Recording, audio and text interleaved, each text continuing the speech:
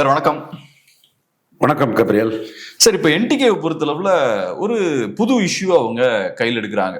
கல் அப்படின்ற ஒரு விஷயம் வரும்போது என்டிகேவோட பார்வை என்னன்னா, அது தமிழர்களோட பாரம்பரிய உணவு. ஸோ கல் இறக்கும் போராட்டம் நடத்துறோம். ஏறக்குறைய ஒரு 30 இயர்ஸா கல் தமிழ்நாட்டில் பேன் பண்ணப்பட்டிருக்கு. ஸோ திரும்ப அந்த பேனை நீக்கணும், கல்லை நார்மலைஸ் பண்ணணும் அப்படின்ற ஒரு விஷயத்துல என்டிகே இறங்குறாங்க. இந்த விஷயத்தை எப்படி பாக்குறீங்க? இந்த ஸ்ட்ராட்டஜி எப்படி பாக்குறீங்க? கல்ங்கிற ஸ்ட்ராட்டஜியை என்டிகே விவசாய பொருளாதாரத்தில் கொண்டு வராங்க. கல்ங்கிறது பசும் பால் அந்த மாதிரி உணவு மாதிரி கல்லை ஒரு உணவாட்டு அவங்க கிளைம் பண்ணி இது ஒட்டுமொத்த விவசாயிகளுக்கு ஒரு பெரிய நன்மை அமைக்கக்கூடிய கிராமப்புற விவசாய பொருளாதாரமாட்டு பனைமரம் உள்ள முத்தரையர்னாலும் சரி, யாதவர்களாலும் சரி, முக்குலத்தோர்னாலும் சரி, வண்டியர்னாலும் சரி, நாடார்னாலும் சரி, உடையார்னாலும் சரி, செட்டியார்னாலும் சரி, முஸ்லிம்னாலும் சரி, பனைமரத்தை சொந்தமாக கொண்ட விவசாய மக்களின் விவசாய பொருளாதாரத்தை இதாட்டு அவங்க எடுக்கிறாங்க. ரெண்டாவது, அவங்க பனைமர தொழிலாளர்கள் நலனுக்காக எடுக்கிறாங்க.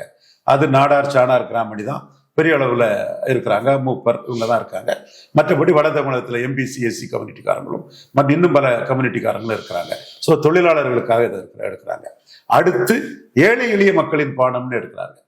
ஏழை எளிய மக்களின் பானம் கல், பணக்காரங்களுக்கு பானம் பிராண்டி விஸ்கி ரம் அனுப்போம். ஏழை எளிய மக்கள் தான் பிராண்டி விஸ்கி ரம் வாங்கி குடிக்கிறான். அதான் உண்மை நிலைமை. ஸ்பிரிட். அப்போ ஏழை எளிய மக்கள்னு இது கல்லுன்னு சொன்னா அந்த ஆல்கஹாலுக்கு ஒருத்தன் செலவழிக்கக்கூடிய வருமானம் குறையும்னு அவங்க எடுக்கிறாங்க. ஸோ இதையும் தாண்டி அவங்களுக்கு ஹிட்ட நாட்டு அண்டர் கரண்ட்லயும் பல கன்சல்டேஷன்ஸ் இதனால சீமான் தலைமைக்கு கிடைக்குது. ஸோ அவங்களுக்கான ஒரு இஷ்யூவை ஒரே குட்டையில் ஊறிய மட்டைகள்னு சொல்லக்கூடிய அவங்க அதிமுகவும் for brandy whisky rum, DMK for brandy whisky rum. இப்ப திமுகவுக்கு மாற்றுன்னு சொல்றவங்கலாம் ஒரு தீமைக்கு இன்னொரு தீமை மாற்றுன்னு சொல்லும்போது, நீ ஒரு தீமைக்கு பின்னாடி தாண்டா நிக்கிறான்னு ஓங்கி அடிக்கிறாரு. நீ ரம்மு விசிக்கு பின்னாடி தான் நிற்கிறான்னு அடிக்கிறாரு. திமுக மாற்று அதிமுக மாற்றுன்னு சொல்லக்கூடிய அறிவு நாணயமற்றவர்களை, சரியான போதுமான நியாய உணர்வு அற்றவர்களை நியாய உணர்வோட ஒரு தீமைக்கு மாற்றாதான் இன்னொரு தீமைக்கு நிற்கிற, நீ ஒரு தீமைக்கு தாண்டா மாற்றா நிற்கிறன்னு, நீ ஒரு யோக்கியம் கிடையாது, நீ ஒரு அழுக்குன்னு அந்த நபர்களை அடிக்கிறாரு. அப்படி அடிக்கிறதுக்கு கல் இஷ்யூவையும் ஒரு இஷ்யூவாட்டு எடுத்து அடிக்கிறார். ஒரே குட்டையில் முறிய மட்டைகள்னு பெருந்தலைவர் காமராஜர் சொன்ன அந்த பாதையில அவர் பேசுறாரு. இன்னைக்கு அதுல பேசும்போது யார் அந்த சார்னு கேட்கும்போது தூத்துக்குடியில உடனே ஸ்பான்டேனியஸ் அடிச்சார். பாத்தீங்களா? யார் அந்த சார்? வடநாடு கொலைக்கு காரணமான அந்த சார் யாருன்னு அடிச்சார் பாருங்க. நெத்தி அடி. இது பெரிய யோக்கியம், புண்ணாக்கு, தெருப்புலின்னு பேசுறவனுக்கெல்லாம் ஸ்லிப்பர் ஷாட். அரசியல் விமர்சகர்கள் யோக்கியன்னு பேசுறவங்கலாம் இதுக்கு என்ன பதில் சொல்ற? அரசியல் விமர்சகர்களை என்ன அடிச்சிடறேன். இதுல பெரிய பருப்பு மாதிரி நாடகம் நடிச்சுட்டு இருக்கானுங்க. இந்த நாடக கோஷ்டிகளை டைரக்டா கேட்கிறேன். அடுத்தால தூத்துக்குடி துப்பாக்கி சூட்டுக்கு ஆர்டர் போட்டது எந்த சார்? அப்போ அந்த சாரை டிஃபெண்ட் பண்றவங்களாம் அயோக்கிய பயல்கள் தானே அர்த்தம். ஒரு அயோக்கியனுக்கு இன்னொரு அயோக்கியம் மாற்றலன்னு தானே சொல்றேன். அப்ப நீ இன்னொரு அயோக்கியனுக்கு ஆதரவா போற? அப்ப நீ அயோக்கியம் தானே? கடுமையான வார்த்தையால் தான் சொல்றேன். ஏன்னா இந்த கோஷ்டிகள் பூனை கண்ணை மூடிட்டா பூலம் இருந்து போச்சுன்னு கணட்டு தவளையா இருந்துகிட்டு நம்ம தான் பெரிய யோக்கிய மாதிரியும் பெரிய பருப்பு மாதிரியும் பேசுறாப்புல. சீமான் இவங்களுக்கெல்லாம் ஸ்லிப்பர் ஷாட் கொடுத்துட்டாப்புல. இன்னொரு அயோக்கியனுக்கு துணை போகக்கூடிய அயோக்கிய நீன்னு சொல்றாப்புல. இது மக்கள்கிட்ட பேசுறாரு சீமான். மக்கள் இதை உணர்வாங்க. மக்கள் ஒரே குட்டையில் ஊறிய மட்டைகள்னு பெருந்தலைவர் காமராஜ் சொன்ன அந்த வார்த்தைக்கு தக்கன இறக்கும் போதும் 35-40% மக்கள் ஆதரவு பெற்றிருந்தாரு. 35-40% மக்கள் ஆதரவு பெற்றிருந்த தலைவர். அவருக்கு பிறகு ஐயா பாராவும் மூப்பனாரும் 38% மக்கள் ஆதரவு பெற்றிருந்தாங்க. அந்த மக்களோட, அந்த வாக்காளர்களோட வாரிசுகளை நம்பிதான் சீமான் இந்த அரசியலை பண்றாரு. திமுக அதிமுக போட்டி அரசியல்லாம் இல்லப்பா, நீ தப்பா சொல்லிட்டு தெரியாத. திமுக வேண்டாம் அதிமுக வேண்டாம்னு பெருந்தலைவர் காமராஜர் பின்பற்றணும் இருக்கிறான். அமித்ஷாவுக்கு இது தெரியாம போயிருக்கலாம் மதுரையில. ஆனா மக்களுக்கு தெரியும். மக்கள் அந்த உணர்வுல தெளிவா இருக்கிறாங்க. ரைட். இப்ப நீங்க சொல்ற விஷயம் எனக்கு புரிஞ்சுக்க முடியுது. பட் இப்ப கல் அப்படின்ற அந்த இஷ்யூவை கையில் எடுக்கும்போது மக்கள் அதை எப்படி பார்ப்பாங்க? பொதுவா தமிழ் மக்கள் மத்தியில் இருக்கக்கூடிய ஒரு பார்வை என்னன்னா, மதுபானங்கள்னாலே அது மோசம் அப்படின்ற ஒரு பார்வை தான் ஃபேமிலிஸ் மத்தியில எல்லாம் பொதுவா இருக்கும். ஸோ ஒரு பெரிய ஒரு அரசியல் கட்சி இதை கையில் எடுக்கும்போது எலக்டோரல் பாலிடிக்ஸ்ல அது லாபம் கொடுக்குமா, பேக் ஃபயர் ஆகுமா? கண்டிப்பா கொடுக்கும். நான் 4 பார்னு சொன்னேன். ஒண்ணு ப்ரோ புவர் பண்றாரு இதுல. இன்னொன்னு திமுக அதிமுக ஒரே குட்டையில் உரிய மட்டைகள், திமுக பிராண்டி விஸ்கிக்காக தான் சொல்றாரு. அதான் அரசியல் விமர்சகர்கிட்ட கேட்கிறேன், நீ இன்னொரு பிராண்டி விஸ்கிக்கு தானப்பா நிக்கிற? சீமான் தானே கல்லுக்கு நிற்கிறாரு. மண்டையில அது உரைக்கல, உனக்கு மனச்சாட்சி இல்லை, உனக்கு போதுமான விவரம் இல்லை, உண்மை இல்லை, நேர்மை இல்லை. அப்ப அதை பேசணும்னு நான் சொல்ல வர்றேன். ஸோ சீமானோட அந்த நிலைப்பாடு இது விஷம்னா அது என்ன மிளகு ரசமானு கேட்குறேன். ஸோ நான் வந்து ஒட்டுமொத்த போதைப் பொருளுக்கு ஒருத்தர் எதிராக இருக்கிறங்கிறது அது வேற விஷயம். நீங்க கேட்குறது தான் கேட்குறீங்க. கல் உள்ளாமை திருக்குறள்ல இருக்கு, அது இது நீங்க கேட்குறீங்க. அது என்டையர் போதையே வேண்டாங்கிற இதுங்கிறது வேற இஷ்யூ. அது டோட்டல் ப்ரொஹிபிஷன். அதனால தான் ஸோ இந்த தொழில் செய்தவங்க கூட அந்த தொழிலை விட்டு வேற ஆயில் ப்ரொசஸிங் போன்ற செக்கில் எண்ணெய் ஆட்டி எண்ணெய் எடுக்க போன தொழிலுக்கெல்லாம் அந்த மதுர காலகட்டங்களில் போனாங்க. இன்னைக்கு இந்த பிராண்டி விஸ்கி இருக்கும்போது ஏன் கள்ளு கூடாதுன்னு தான் சீமான் கேட்கிறாரு. அதுல நியாயம் இருக்கதான் பார்க்கிறேன். திமுகவுக்கும் அண்ணா திமுகவுக்கும் ஜாலரா அடிக்கக்கூடிய அரசியல் விமர்சகர்கள் இதை பேச மாட்டாங்க. ஒரு வகையில பார்க்கும்போது பொலிட்டிக்கலா இது ஒரு பெரிய ஒரு மாஸ்டர் ஸ்ட்ரோக் தான். ஏன்னா இப்ப எஸ் யூ ஆர் கரெக்ட். ஏன்னா இப்ப தமிழ்நாடை பொறுத்தளவுல கவர்மெண்ட்டும் மதுபானங்களை சார்ந்திருக்காங்க, அரசியல்வாதிகளும் அதுல இருந்து வரக்கூடிய ரெவன்யூவை நம்பி இருக்காங்க. ஸோ இப்ப பிரைவேட்டைஸ் பண்ணணும்னு சொன்னா அது மக்கள் ஏத்துக்க மாட்டாங்க. பட் நேச்சுரலா இயற்கை சார்ந்து நம்ம போவோம் அப்படின்னா இருக்கக்கூடிய திராவிட கட்சிகளுக்கும் பிரச்சனையை கொடுக்க முடியும், அட் த சேம் டைம் உங்களுக்கும் அது லாபத்தை கொடுக்கும். ஸோ அந்த வகையில ஒரு ஸ்ட்ராங்கான ஒரு ஸ்டாண்ட் எடுத்திருக்காரு. ஆனால் ப்ராக்டிக்கல் அது எந்த வகையில சார் சாத்தியம்? ஏன்னா இப்போ உங்களுக்கு தெரியும் அந்த சைட்ல எல்லாம் இப்ப கல்ல லீகலைஸ் பண்ணியாச்சுன்னா குவாலிட்டி மெயின்டைன் பண்றது இதெல்லாம் சாத்தியமா? எப்படி பாக்குறீங்க? அவர் தான் எல்லாத்துக்குமே விளக்கங்கள் கொடுக்குறாரு இல்லையா? இப்போ நீங்க கேரளாவில் இருக்குது, கேரளாவில் சாத்தியப்படுதா இல்லையா? புதுச்சேரியில் இருக்குது. ஆனா குவாலிட்டி கன்சர்ன்ஸ் இருக்குல்ல, நிறைய கம்ப்ளைண்ட்ஸ் வருது. அந்த ஸ்டேட்லயும் கம்ப்ளைண்ட்ஸ் இருக்கு, இது இருக்கத்தான் செய்யுது. இதுல இருந்தா IMFல இருந்தா பிளாக்ல ஓட்டுறாங்க, அது பண்றாங்க இது பண்றாங்கன்னு இருக்கத்தான் செய்யுது. ஃபுல் ப்ரூஃப் மெத்தட் எதுல இருக்குது? ஒட்டுமொத்தமா வேண்டாம்னா வேண்டாம், அது இருக்கும்போது இது ஏன் இருக்கக்கூடாதுங்கிறதான் சீமானுக்கு கேள்வியா இருக்கு. இப்ப இன்னொரு விஷயம் என்னன்னா, என்டிகேவுக்கு ஸ்டார்டிங்ல இருந்தே ஓரளவுக்கு ஒரு மீடியா விசிபிலிட்டி கிடைச்சிருக்கு. அது காரணம் என்னன்னா, சீமான் அவர்கள் ஒரு கரிஸ்மேட்டிக்கான லீடர், ஏதாவது ஒன்று பேசும்போது அது மீடியாவில் டிஸ்கஷன் பாயிண்டாலாம் ரெகுலரா மாறிட்டு இருக்கக்கூடிய ஒரு சூழல் தான் இருந்திருக்கு. ஆனா இப்ப விஜய் வந்ததுக்கு அப்புறம் டிவிகேவுக்கும் மீடியா லைம்லைட் வந்து நிறைய போகுது. இப்ப நீங்க ஸ்ட்ராங்கா விமர்சிச்சுக்கிட்டே இருக்கீங்க டிவிகேவை, பட் இருந்தாலும் உண்மை என்னன்னா மீடியா விசிபிலிட்டி டிவிகேவுக்கு கிடைக்குது. அதுக்கான காரணம் என்னன்னா, விஜய் ஒரு பெரிய ஒரு ஸ்டாரா இருக்காரு. இன்னொரு சைட்ல பிஜேபியும் ரொம்ப அக்ரெசிவா பாலிடிக்ஸ் பண்றாங்க. ஏதோ ஒரு வகையில அவங்க அதிமுகவையும் சீண்டிட்டு இருக்காங்க. ஸோ பிஜேபிக்கும் நிறைய பப்ளிசிட்டி கிடைக்குது, அந்த கூட்டணியில் இருக்க பிரச்சனைகளுக்கும் பப்ளிசிட்டி கிடைக்குது. இது என்டிகேவுக்கு கிடைக்கக்கூடிய அந்த மீடியா லைம்லைட்டை கம்மி பண்ணுதா? இல்ல, 3 லீடர் தான் இன்னைக்கு எஸ்டாப்ளிஷ்ட் அல்லது கிளைம் பண்றது. ஸ்டாலின் முதலமைச்சர் தொடர் வெற்றியில இருக்கிறாரு, 3 தடவை 45% தாண்டி போயிட்டாரு. கலைஞருக்குள்ள எதிர்ப்பு ஸ்டாலினுக்கு கிடையாது. இதுவும் கடந்த காலத்தின் கைதிகளுக்கு தெரியல. எல்லாமே எனக்கு கொஞ்சம் பேரெல்லாம் சொல்லி அடுத்தால அடிப்பேன். அது இப்பவுமே ஜெனரலா தான் இப்ப சொல்றேன். அப்புறம் பேரை சொல்லி உண்மை அடிக்கும் போது இவ்வளவு முட்டாளா இருக்கிறீங்களா பான்னு அடிப்பேன் அடுத்தால. அது பிறகு பாத்துக்கலாம். கருத்துக்கு மட்டும் பதில் சொல்லுவோம் சார், பாவம் எதுக்கு அவங்கள போட்டு நோண்டிக்கிட்டு. சரி, பேரை சொல்லல விட்டுருங்க. 40% மேல எடுத்தவர் இருக்காரு. கலைஞருக்குள்ள எதிர்ப்பு அவருக்கு இல்லை. அவர் சீஃப் மினிஸ்டர் கேண்டிடேட்டா இருக்கிறாரு. இன்னொன்னு ஐயா எடப்பாடி பழனிசாமி, அமித்ஷாவே ஹோம் மினிஸ்டரே அவரை சிஎம் கேண்டிடேட்டா சொல்லியாச்சு. இன்னொன்னு நாம் தமிழர் சீமான். அப்ப களத்துல 3 சிஎம் கேண்டிடேட் தான் இருக்காங்க, வேற இல்ல. விஜய்க்கு பப்ளிசிட்டி இருக்கு. அவர் சிஎம் கேண்டிடேட்டா இருக்காருன்னா அவரே இன்னும் கிளாரிட்டியில வரல. அவருக்கு பல குழப்பங்கள் இருக்குது, அது தெளிவில்லை அவர்கிட்ட. சிஎம் கேண்டிடேட்டா இருக்கிறவர்னா சீமான் மாதிரி இஷ்யூ எடுத்துக்கிட்டு கொடநாடு கொலையை பற்றி பேசுவாரு. எந்த சார் கொடநாடு கொலைக்கு காரணமான சார், தூத்துக்குடி துப்பாக்கி சூட்டுக்கு ஆர்டர் போட்ட சார் எந்த சார்ன்னு நிறைய பேருக்கு நெத்தி அடியா மண்ட கலரை அடிச்சு தகர்க்கிறார் சீமான். அந்த பேரை சொல்லாண்டா நீங்க சொல்றீங்க. அந்த கருத்து கணிப்பு கோஷ்டிகள் பேரை சொல்லணும்னு ஆசைப்படுறேன். என்னால அந்த கருத்து கணிப்பு கோஷ்டிகளுக்கு தான் இது நெத்தி அடி, ஸ்லிப்பர் ஷாட்டு. இதை வந்து சீமான் தெளிவா இருக்காருன்னு சொல்லக்கூட முடியாம பதறிக்கிட்டு அவ்வா வாண்டி கதறிட்டு இருக்காங்கிறது தான் நான் என்னோட கருத்தை அவங்களுக்கு முன் வைக்கிறேன். ஏன்னா ஒரு மதிப்புக்குரிய வார பத்திரிகை தினமலர்ல கூட தப்பா செய்திகளை போட்டாங்க, நேத்து போட்டாங்க தப்பான செய்தி. அந்த செய்திகளுக்கு தான் இந்த அடி சீமான் கொடுக்குறாரு. எனிவே 3 பேர் தான் சிஎம் கேண்டிடேட்டா இருக்கிறாங்க. இதுல விஜய் மேட்டர் சீமானுக்கு லாபம். நான் தரவுகளோட தான் சொல்றேன்.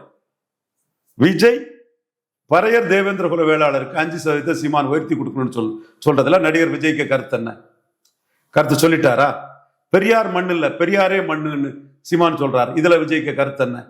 10% இட ஒதுக்கீடு, நீ என்ன முன்னேறிய இதா என் கூட பிசிஎம்பிசின்னு உட்காருன்னு சொல்றாரு. இதுல விஜய்க்கு கருத்து என்ன? பாராளுமன்ற கட்டடத்துல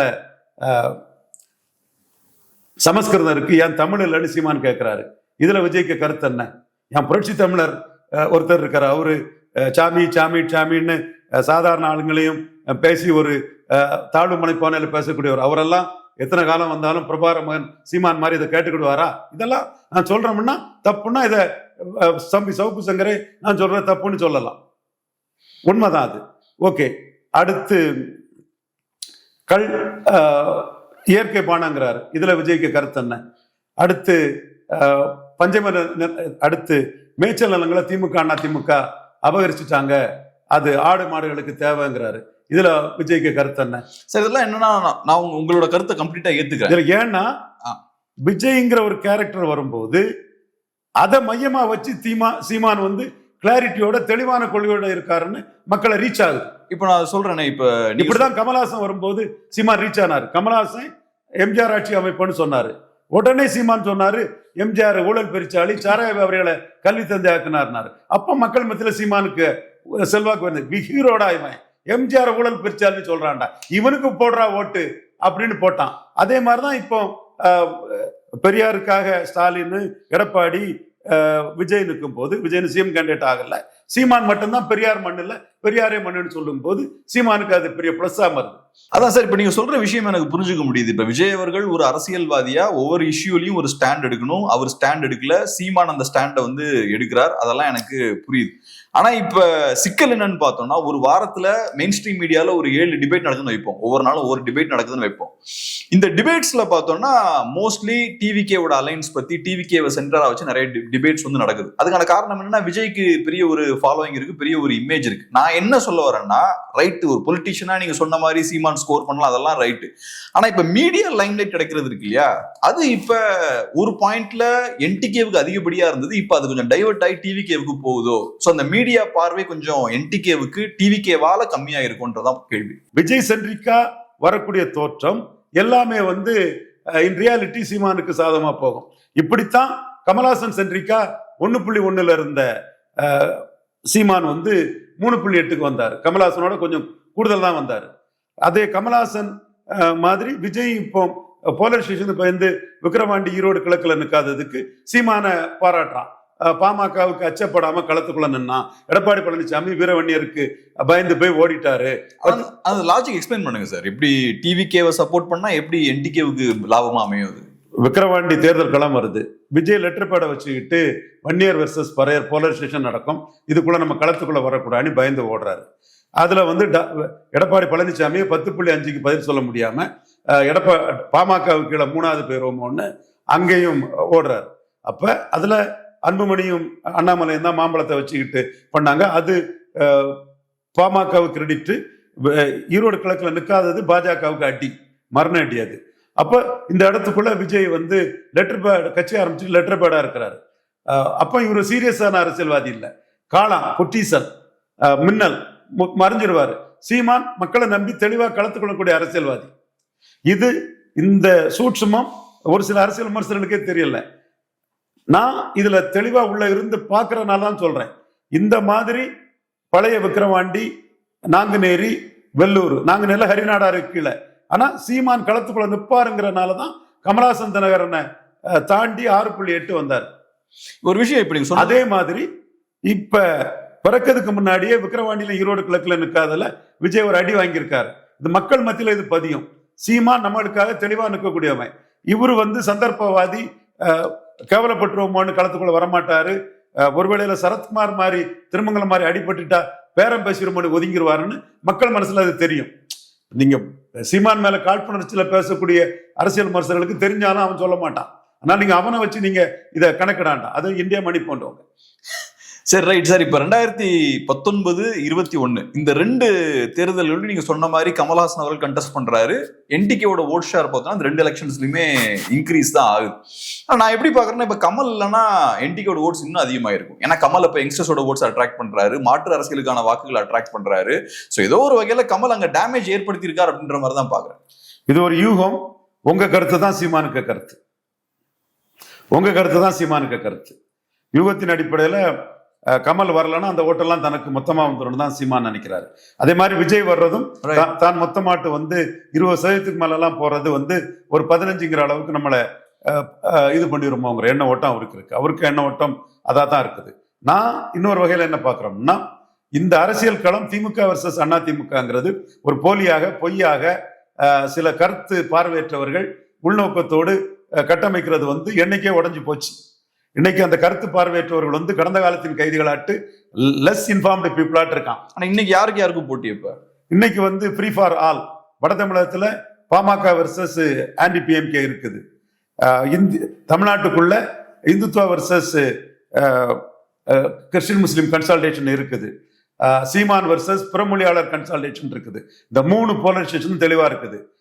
வன்னியர் கட்சியாட்டு அதிமுகவும் எடப்பாடிக்கு எதிராக நான்வன்னியர் போலரைசேஷன் இருக்கு. எடப்பாடிக்கு எதிராக நான்வன்னியர் போலரைசேஷன் இருக்கு. எடப்பாடிக்கு எதிராக கொங்கு வேளாளர் போலரைசேஷன் இருக்கு. இதை மறைச்சுக்கிட்டு தான் ரங்கராஜ் பாண்டே போன்ற என் தம்பிமாரெல்லாம் ஸ்டாலினுக்கு எதிர்ப்பு, ஸ்டாலினுக்கு எதிர்ப்பு. அட்டு கோஷ்டிகளா? அதுக்கு எந்த எவிடன்ஸும் கிடையாது. இதுவரை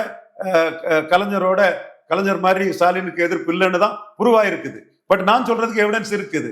ரங்கராஜ் பாண்டே என்ன உட்கார வச்சா அவருக்கு மோசடி தனத்தையும் நான் உண்மையாட்டும் நேர்மையாட்டும் கள அரசியலை வெளியே சொல்றோங்கிறதும் தெள்ள தெளிவாக தெரியும். அந்த வகையில இன்னைக்கு களத்துக்குள்ள பல இஷ்யூஸ் வரும்போது, குறிப்பா விஜய மையமா வச்சு இஷ்யூஸ் வரும்போது, அதுல சீமான் கிளாரிட்டியோட தெளிவா 214 நிற்கிறாரு, எல்லா தொகுதியிலும் நிற்கிறாரு, தெளிவான கொள்கையோட இருக்கிறாருங்கிறது சீமானை வந்து மக்கள் மத்தியில கூடுதலா கொண்டு சேர்க்குங்கிறது என்னோட பார்வை. பட் சீமானுக்கு பார்வையே கமலஹாசனும் விஜயம் வரலன்னா நமக்கு வர வேண்டிய ஓட்டோட அளவு எங்கேயோ போயிருக்கும். நம்மளோட வளர்ச்சி வேகம் ரொம்ப துரித காலத்திலே உச்சத்துக்கு வந்திருப்போம்னு நினைக்கிறார். But he is ready to go for a long journey. Endurance is a virtue in politics. தனிச்சு தான் நிற்க போறாரு. ஸ்டாலினை தான் வீழ்த்துவோங்கிறதுலயும் உறுதியா நம்புறாரு. வீழ்த்துறது வெறும் ஸ்டாலினை வீழ்த்திட்டு இன்னொரு தீமையை கொண்டு வைக்கிறதுல லாபம் இல்லை. ஒரு டாஸ்மார்க், ஒரு பிராண்டே விஸ்கி வீழ்த்திக்கிட்டு விஸ்கியும் ரம்மையும் வைக்கிறதுல லாபம் இல்லை. தெளிவான ஒரு கொள்கை மாற்றோடு தெளிவா இருக்கணும்னு அவர் நினைக்கிறாரு. அதுல அவரு கமலஹாசன் விஜய் எல்லாம் வந்து தன்னுடைய வேகத்தை வந்து தடை போடுறதா நினைக்கிறார். அவர் சொல்றாரு. நான் என்ன பாக்குறோம்னா, இவங்க வர்றதுனால சீமானுக்கு பப்ளிசிட்டியும் லிவரேஜியும் அதிகம் கிடைக்குது, கூடுதலா வாக்கு கிடைக்குங்கிறது என்னோட பார்வையா இருக்குது. இது யூகத்தின் அடிப்படையில பார்க்க வேண்டிய ஒரு விஷயம். அவருக்கு யூகம் கமலஹாசன் வரலன்னா நமக்கு இதை விட பெரிய வாக்கு வந்திருக்குங்கிறது. என்னோட யுகம் கமலஹாசன் வந்தது. கமலஹாசன் எம்ஜிஆர் ஆட்சின்னு சொல்லும் போது எம்ஜிஆரை ஊழல் பெருச்சாளி, சாராய கள்ளித்தந்தி ஆக்குறாங்கிறது, இவன் தாண்டா ஹீரோ, சுத்த வீரன், அடிச்சு தூக்குறான்டா எம்ஜிஆர் என்ன, அது சீமானுக்கு இமேஜ் கமலஹாசன் கம்பாரிசன்ல தூக்குதுன்னு நான் பாக்குறேன். அதே மாதிரி பெரியார் மண்ணுல பெரியாரே மண்ணுங்கிறது இவரு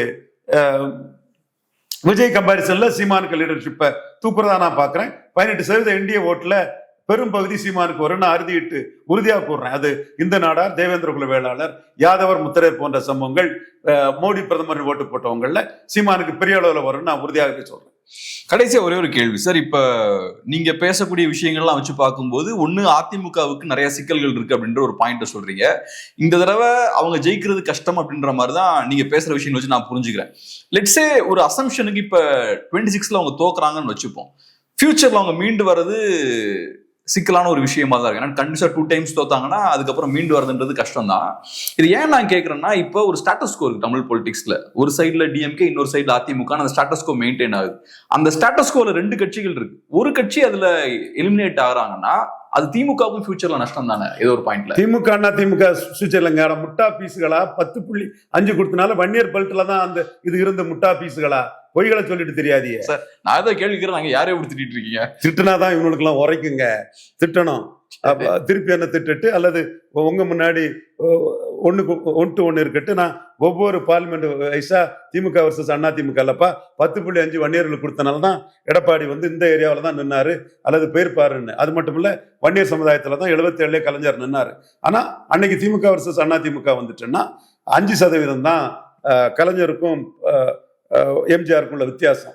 இல்ல நான் கேட்கறேன் என்னன்னா, அந்த ஸ்டேட்டஸ் கோ இருக்குல்ல சார், நீங்க சொல்ற விஷயம் என்னன்னா அதிமுக வீக் ஆயிட்டாங்கன்னு சொல்றீங்க, ரைட்? அந்த ஸ்டேட்டஸ் கோ இப்ப டிஸ்டர்ப் ஆயிருச்சு. இப்ப திமுக ஸ்ட்ராங்கா இருக்காங்க, அதிமுக வீக் ஆயிட்டாங்கன்னு வச்சுப்போம். ஆனா இப்ப திமுக கவுண்டர் பண்றதுக்கு வேற எந்த பார்ட்டியும் இல்ல. இருக்க கட்சியில அதிமுக தான் பெருசா இருக்கு. 20% ஐயா எடப்பாடி தான் இருக்காரு. அது உண்மை. அதை மறைச்சிட்டு பேசினா நம்ம சொன்னது பொய்யாயிரும். அந்த 20%ங்கிறது வன்னியர் பெல்ட்டுக்குள்ள பெரிய அளவுல 10.5 இருக்குது. எம்ஜிஆராலேயோ ஜெயலலிதாவாலேயோ இல்ல. எம்ஜிஆராலேயோ ஜெயலலிதாவிலேயோ அந்த ஓட்டு இருக்குன்னா சீமான் சொல்லுவாரா? ஜெயலலிதாவை கலைஞருக்கும் கடத்தி போட்டிருக்குன்னு வார்த்தையை சொல்லுவாரா? கேசி பழனிசாமி தானே கேஸ் கொடுத்தாரு. அப்ப அந்த கதையை முடிச்சு தள்ளிட்டாருல்ல. அதான சீமானுக்கு போல்னஸ். அந்த கன்னடர் மலையாளி உருவத்தை அடிக்கிறாருல்ல. இதெல்லாம் தொடர்ந்து பேசினாதான் சில பேருக்கு அது புரியும். அதனாலதான் உடைச்சு பேசுறேன். ஆனா அதிமுக இல்லாம திமுகவால தனியா சர்வே ஆக முடியுமா? அது 26 ரிசல்ட்டுக்கு போறதா அது டெவலப்மெண்ட் சொல்ல முடியும். இதனாலதான் நான் சொன்னேன் 57-62 காமராஜ் பேரத்துல ஸ்டாலின் வந்து கூட்டணி பலத்தோட இருக்கிறாரு, திமுக வர்சஸ் அண்ணா திமுக இல்ல, கூட்டணி பலத்தோட இருக்கக்கூடிய ஸ்டாலினுக்கு போட்டியா பலரும் இருக்கிறாங்க. எடப்பாடி, சீமான் 2 பேரும் இருக்கிறாங்க. அண்ணாமலை இருந்தாரு. அண்ணாமலை சொன்ன கருத்துக்களுக்கு இன்னைக்கு சீமான் தான் உருவமா இருக்கிறாரு. ஜெயலலிதா ஊழலுங்கிறத சீமான் தான் சொல்றாரு. ஜெயலலிதா தன்னோட அம்மான்னு தமிழக பாஜக மாநில தலைவர் இன்னைக்கு சொல்றாரு. ஜெயலலிதா பாட்டை தான் வச்சிருக்கிறாரு. ரிங்டோன்ல அம்மா என்றால் தெய்வமா அதான் வச்சிருக்கிறாரு. ஜெயலலிதா ஊழல் பேரொழின்னு சொன்ன அண்ணாமலைக்கு கருத்தை சீமான் சொல்லி அண்ணாமலை எடுத்த அந்த 18% வாக்குல பெரும்பகுதியை சீமான் எடுக்கக்கூடிய அளவுக்கு இன்னைக்கு அரசியல் களம் வந்திருக்குன்னு சொன்னா, நீங்க உங்க திராவிட இயக்க தலைவர்களையே ஒருத்தர் மலையாளி, முல்லை பெரியார்ல தமிழர் நலனை விட்டு கொடுத்துட்டாரு, ஊழல் பெருச்சாளி, ஜெயலலிதா வந்து இன்ஸ்டிடியூஷனல் கரப்ஷன் பண்ணவரு, வீரப்பன் கொள்ளக்காரன்னா கருணாநிதி ஜெயலலிதாவுக்கு என்ன பேருன்னு சீமான் கேட்ட கேள்விகள் எல்லாம் வந்துட்டு இருக்கு. ஸோ உங்களுக்கு இன்னும் உங்களை ஏதாவது சொல்லணுமா? வேண்டாம், விட்டுலாம், ரொம்ப சொல்லிட்டு இருக்கிறேன். ஸோ இதுதான் யதார்த்த உண்மை. அப்ப இதை வச்சு சீமான் வளர்ந்துட்டு இருக்காரு போது நீங்க பழைய அறத பழசான கதைகளே சொல்லிக்கிட்டு ஸ்டாலினுக்கு ஆளு அது ஆளுன்னெலாம் பேசிக்கிட்டு அதெல்லாம் ஒன்றும் வேலைக்கு ஆகாதுப்பா. சீமான் ஓங்கி அடிக்கிறதுனால பெரிய ஹீரோவா நிற்கிறாரு, என்டையர் டைனமிக்ஸே மாத்துறாரு, எல்லாத்தையும் மொத்தமா பெருச்சாலையை வாழை பிடிச்சு அடிக்கிற மாதிரி அடிச்சு தூக்கி வீசுறாரு. என்ன சொல்றாரு? திமுகவும் அண்ணா திமுகவும் காங்கிரஸ் பாஜகவின் ஊதுகுழல்கள், ஒட்டுண்ணிகள், தொங்கு சதைகள் அப்படி சொல்லிதானப்பா அவர் ஓட்டு எடுக்கிறாரு. அது வந்து மக்கள் மத்தியில காவிரி பிரச்சனையில கலைஞர் கோட்டை விட்டதா அடிக்கிறான்யா, முல்லை பெரியார்ல எம்ஜிஆர் கோட்டை விட்டதை அடிக்கிறான்யா, எம்ஜிஆர் இந்திரா காந்திக்கு ஜால்ரா அடிச்சுட்டு இருந்ததை அடிக்கிறான்யா, ஜெயலலிதா அம்மையார் வந்து சென்னமேனி வித்யாசாகர் ராவுக்கு பாப்பாத்தி அசைக்க முடியாதுன்னு சொன்னவங்க சென்னமேனி வித்யாசாகர் வெள்ளமாஷ்டத்திரியா பின்னாடி பரிதாபமா கூனி குறிக்கிட்டு அடிக்கிறான்யா. சர்வே பார்ட்டிகள் இதையும் புரிஞ்சுக்கிடுங்க. இதுலதான் சீமான் ஹீரோவான் இருக்கிறாங்கிறது மக்கள் மத்தியில வருது. ரொம்ப நன்றி சார். பிஸியான டைம்ல அருமையான ஒரு பேட்டி கொடுத்து ரொம்ப நன்றி. நன்றி.